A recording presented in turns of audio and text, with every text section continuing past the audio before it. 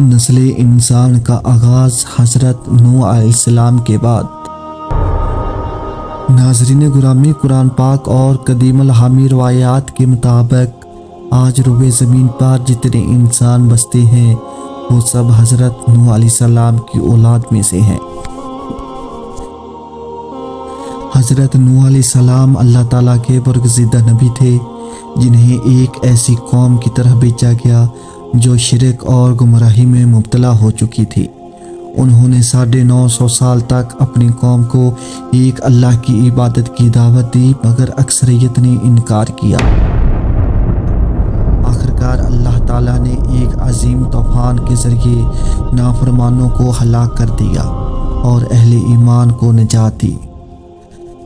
ناظرین گرامی، حضرت نوح علیہ السلام کے 4 بیٹے تھے، سام، حام، یافس، کنعان۔ طوفان سے پہلے حضرت نوح علیہ السلام نے اپنے بیٹے کنعان کو بھی دعوت دی کہ وہ کشتی میں سوار ہو جائے، مگر اس نے غرور اور کفر میں ڈوبے رہنے کا انتخاب کیا اور قوم کے ساتھ غرق ہو گیا۔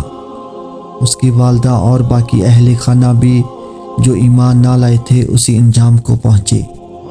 اسی طرح طوفان کے بعد زمین پر انسانوں کا نیا آغاز حضرت نوح علیہ السلام کے 3 بیٹوں سام، حام اور یافس کی نسل سے ہوا۔ یہی نسلیں مختلف سمتوں میں پھیل کر آج کے تمام انسانوں کی آبادی کی بنیادیں بنیں۔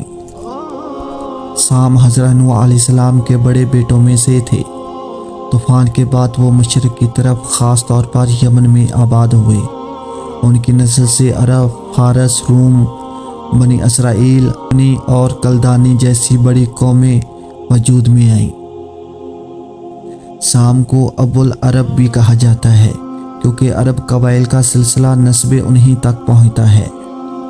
بنی اسرائیل بھی سام کی اولاد ہیں اور اسی نسبت سے انہیں سامی اقوام کہا جاتا ہے۔ سام کی نسل نے جزیرہ نما عرب، عراق، شام، فلسطین اور ایران جیسے خطوں میں اپنی تہذیب بھی قائم کی۔ حام بن نوح علیہ السلام حام طوفان کے بعد بر اعظم افریقہ میں آباد ہوئے۔ ان کی نسل سے مصری، حبشی، کنعانی، ہندی اور کچھ جنوبی ایشیا اقوام پیدا ہوئی۔ مصرعیم بن حام نے قدیمی مصری تہذیب کی بنیاد رکھی۔ ان کے بیٹوں کی نسل میں افریقہ اور بعض ایشیائی خطوں میں پھیلی ہوئی اقوام شامل ہیں۔ زیادہ تر حام کی نسل والے گہرے رنگت اور مضبوط جسمانی ساخت کے مالک تھے۔ یافس بن نوح علیہ السلام، یافس سب سے بڑے یا بعض روایات کے مطابق درمیانی بیٹے تھے جو شمال اور مغرب کی سمت میں آباد ہوئے۔ ان کی نسل سے ترک، روس، تتار، منگول، چین، جاپان اور یاجوج ماجوج، یونانی اور شمالی یورپ کے اقوام پیدا ہوئی۔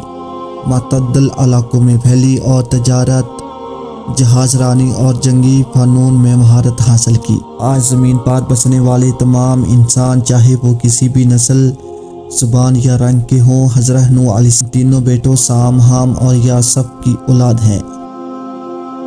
اس حقیقت کو جان کر انسان کو احساس ہوتا ہے کہ پوری انسانیت ایک ہی خاندان کی اولاد ہیں اور ہمیں ایک دوسرے کے ساتھ عدل، احترام اور محبت سے پیش آنا چاہیے۔